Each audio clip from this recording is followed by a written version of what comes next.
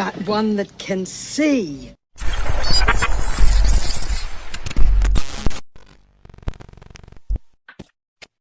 Don't cancel the messenger, but at this point, you need to know the truth.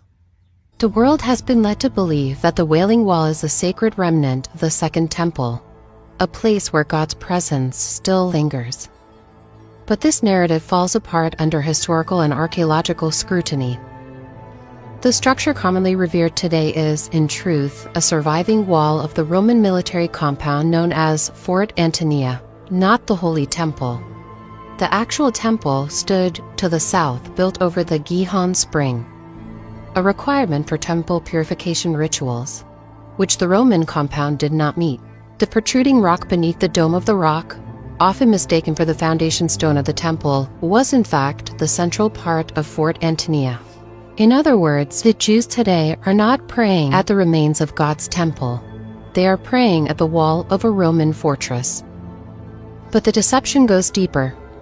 The rituals performed at the Wailing Wall are rooted not in biblical faith but in the 13th century occult system of the Kabbalah, as elaborated in the Zohar and further mystified by the Hasidic movement. The supposed divine presence they seek at the wall is not the God of Abraham, Isaac, and Jacob. It is the Shekhinah, a feminine emanation in Jewish mysticism.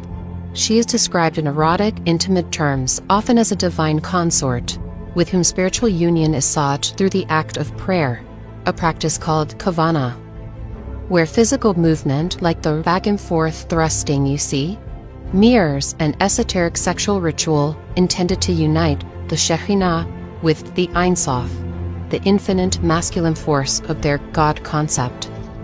This is not worship, it's a metaphysical sex act disguised as devotion. It is an inversion of divine truth, rooted in mysticism that Scripture calls an abomination. And this is where it collides with our politics.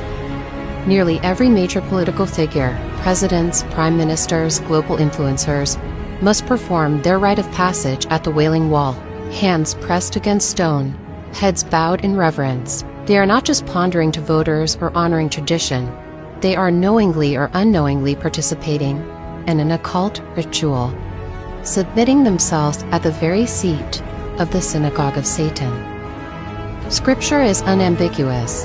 In Acts 17:24, it says, God does not dwell in temples made with hands.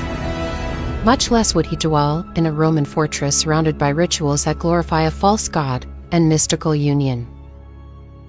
It is spiritual prostitution. Our leaders are not just shaking hands with global powers. They are shaking hands with the devil. I am the chosen one.